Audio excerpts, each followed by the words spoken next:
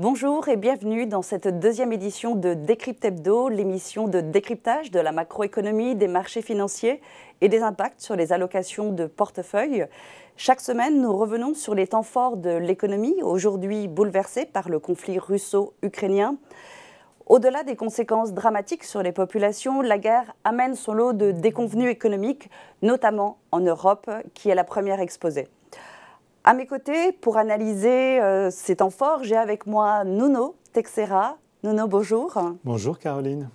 Vous êtes directeur de gestion Cross Asset chez Nîmes Solutions. Et pendant une dizaine de minutes d'échange, nous allons revenir sur les actualités de la semaine avec les premiers éléments en macroéconomie et sur les marchés financiers.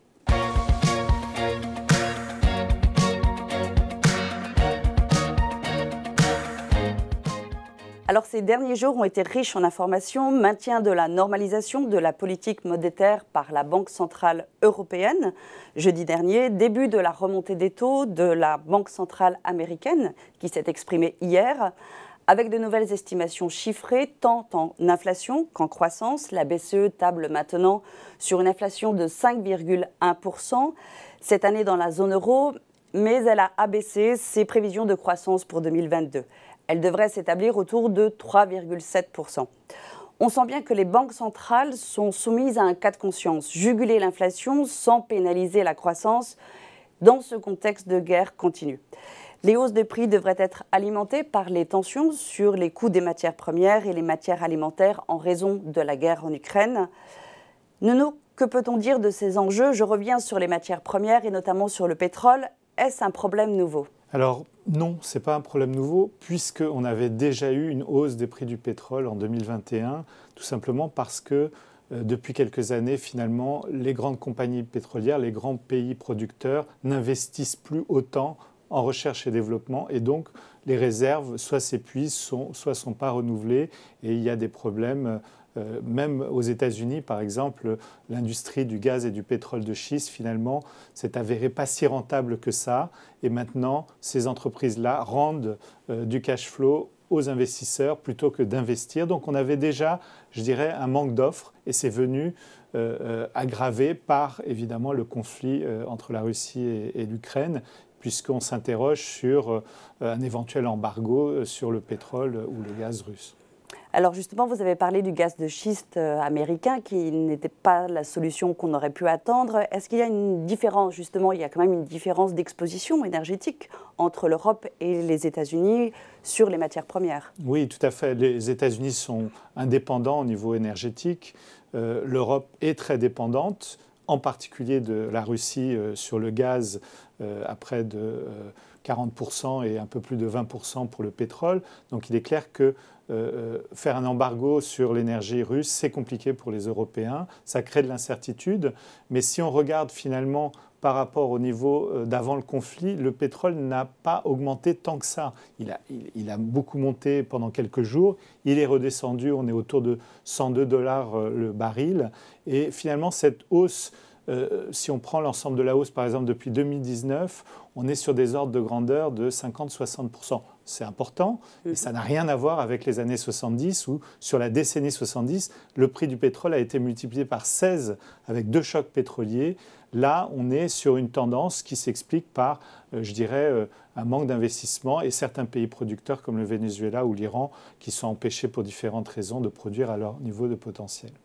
Donc on peut dire qu'on a une accélération, mais ce n'est pas un cas nouveau qui vient aujourd'hui nourrir cette inflation, parce que l'inflation n'est pas nourrie exclusivement des matières premières, même si c'est quand même une partie importante de. Il ne faut pas oublier les goulots d'étranglement liés au Covid, c'est-à-dire ces coups d'accordéon sur la demande qui ont perturbé les circuits d'approvisionnement, la politique zéro Covid en Chine qui vient encore de se traduire il y a quelques jours par un confinement de la région de Shenzhen, qui est une région extrêmement importante au niveau économique. Et d'ailleurs, les coûts de fret, de transport de matières premières et de biens sont toujours à des niveaux très élevés. Donc, ce qui montre que voilà, il y a des goulots d'étranglement, des bateaux qui restent bloqués dans des ports, etc. Et ça participe de l'inflation générale. La différence entre les États-Unis et l'Europe, c'est qu'en Europe, le gros 2 tiers de l'inflation depuis un an est causé par les matières premières et l'alimentaire, alors qu'aux États-Unis, c'est par la demande interne. C'est ce qu'on appelle l'inflation sous-jacente, c'est-à-dire quand on exclut ces éléments très volatiles. Donc la Fed est dans son rôle lorsqu'elle dit il faut qu'on normalise notre politique monétaire et donc on va relever les taux. Voilà, c'est la raison pour laquelle elle a commencé à augmenter la les taux. BCE, finalement, est un peu démunie parce que c'est beaucoup plus difficile de contrôler une inflation qui est liée à des causes complètement externes et sur lesquelles, finalement, elle a assez peu de prise. Elle n'a pas de prise sur les cours mondiaux du pétrole ou du gaz. Donc, c'est beaucoup plus compliqué. Une chose aussi, il faut rappeler, c'est que le marché du gaz est complètement régionalisé. Aux États-Unis, aucun impact sur le prix du gaz puisqu'ils se fournissent chez eux et ce n'est pas un marché où on transporte facilement d'un continent à l'autre. En Europe, évidemment, on a connu une envolée du prix du gaz qui impacte la facture des consommateurs. Directement. Vous avez parlé justement de l'attitude, vous avez repris l'attitude des banques centrales. On sent quand même une certaine fébrilité de la part des marchés financiers lorsque les banques s'expriment. On les attend, on voit la volatilité, oui. On en a déjà parlé lors de notre première émission. On sent quand même que la volatilité était moindre, je dirais, sur les marchés européens, mais on l'a vu émerger sur d'autres secteurs. Alors, il y a eu le cas aussi en Chine. On pourra revenir également sur cette zone géographique-ci. Comment vous la traduisez aujourd'hui, cette volatilité ? D'abord, il y a une nouvelle volatilité sur les marchés de taux. Tout simplement parce que dès que les banques centrales commencent à retirer leur soutien, et leur soutien s'exprimait pas seulement par les taux directeurs, mais il s'exprimait par des achats d'obligations du Trésor. Il faut rappeler qu'aux États-Unis, la Banque centrale détient plus de 20% du total de la dette émise. C'est très important également en zone euro. Ces réductions, jusqu'à être annulées complètement des achats d'actifs, vont se traduire par un acheteur important de moins sur le marché. Donc ça va quand même contribuer à provoquer une remontée de taux, puisqu'il y a d'un côté les taux courts qui montent, et puis de l'autre côté, moins d'achats sur les obligations à long terme. Et donc la tendance, évidemment, est plutôt à la hausse des taux.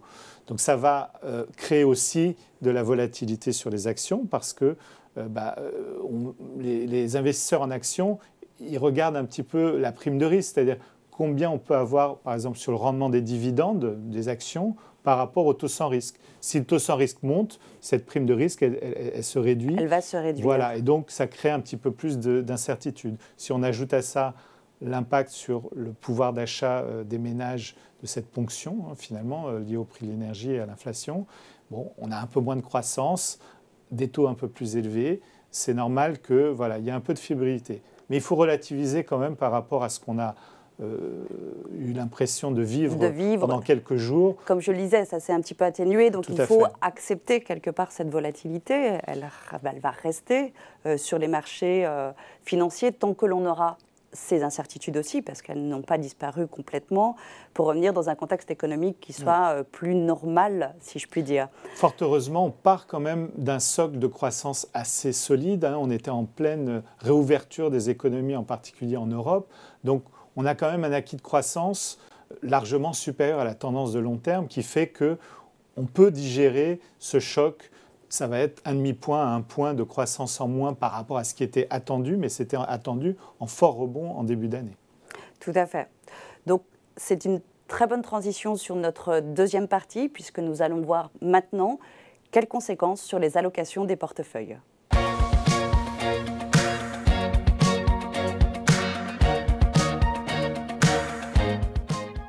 Alors, lors de nos échanges la semaine passée avec Pierre Barral, nous avons vu que vous mainteniez le cap avec une allocation équilibrée, si je puis dire. Nous avons certes pas tout à fait de recul par rapport au conflit, mais vous l'avez souligné, vous êtes plutôt optimiste, je dirais. Est-ce qu'on voit quand même déjà se dessiner quelques orientations stratégiques dans le cadre de l'allocation de portefeuille, d'un point de vue sectoriel et peut-être par la suite d'un point de vue géographique? Alors d'abord, pour fixer les choses sur un portefeuille, on va dire équilibré entre taux et actions, on est effectivement revenu à la neutralité quand on a vu l'augmentation de la volatilité, parce que c'est extrêmement difficile de faire accepter aux clients de subir la volatilité sans rien faire. Donc on a un petit peu réduit la voilure sur quelques pourcents de nos portefeuilles. On était légèrement surpondéré en actions puisqu'on jouait un scénario de reprise économique. Bien sûr, en tout qui était assez logique. Et surtout, on n'avait pas envie de détenir des obligations depuis déjà plus d'1 an. Donc on avait beaucoup réduit nos expositions obligataires parce que les obligations qui normalement sont plutôt un actif de protection et de refuge, en ce moment, et même depuis le début de l'année 2021, ça vous ponctionne de la performance. C'est-à-dire qu'un indice obligataire, l'année dernière, c'était du moins 4 et quelques, et cette année, on est déjà à moins 4,60 sur un indice de zone euro. Et c'est vrai que dans la tête des épargnants, si je puis dire, on pense que les obligations sont peu risquées.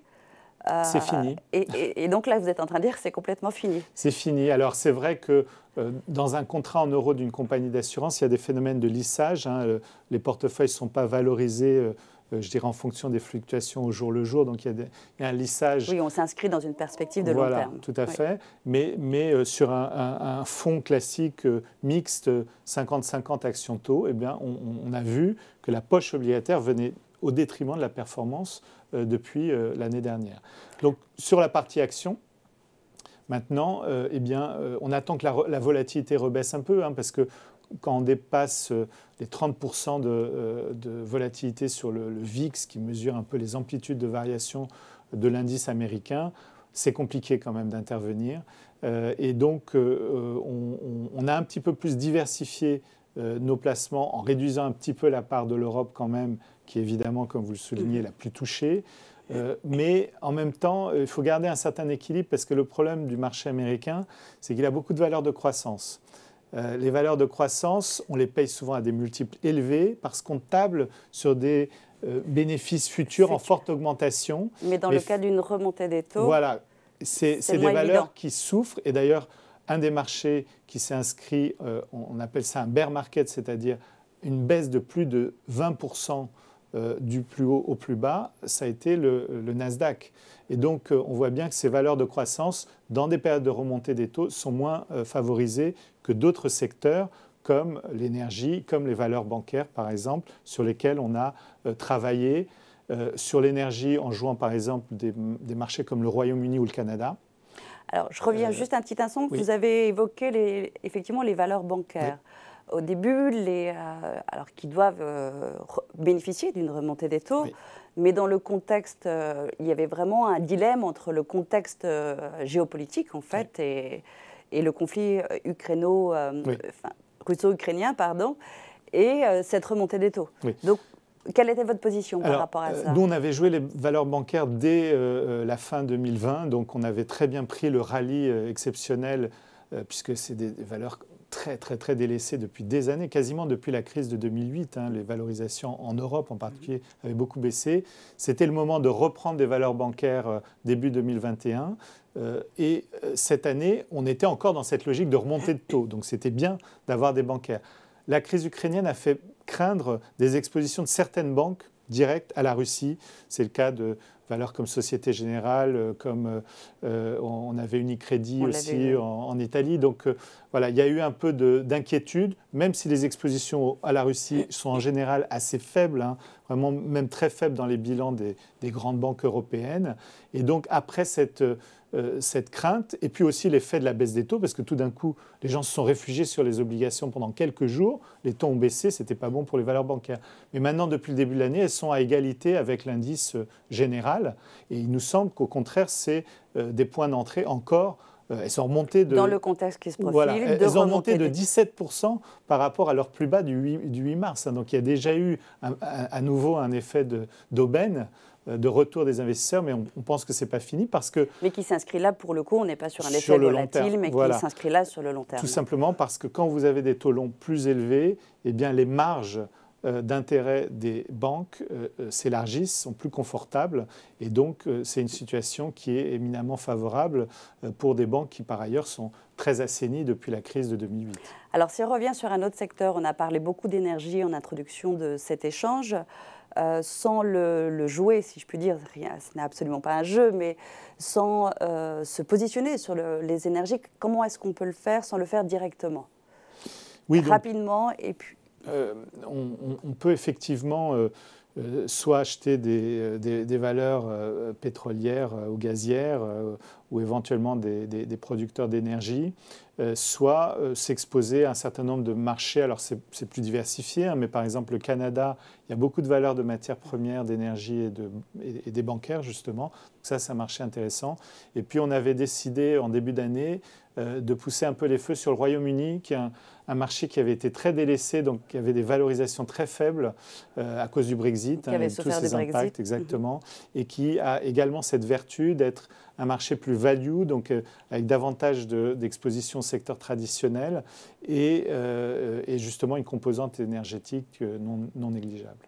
Ainsi s'achève la deuxième émission de Décrypte Hebdo. Merci beaucoup de nous avoir suivis. J'espère que nous avons pu vous donner un réel éclairage de l'actualité économique et financière. Nous aurons le plaisir de vous retrouver dès la semaine prochaine pour une nouvelle émission.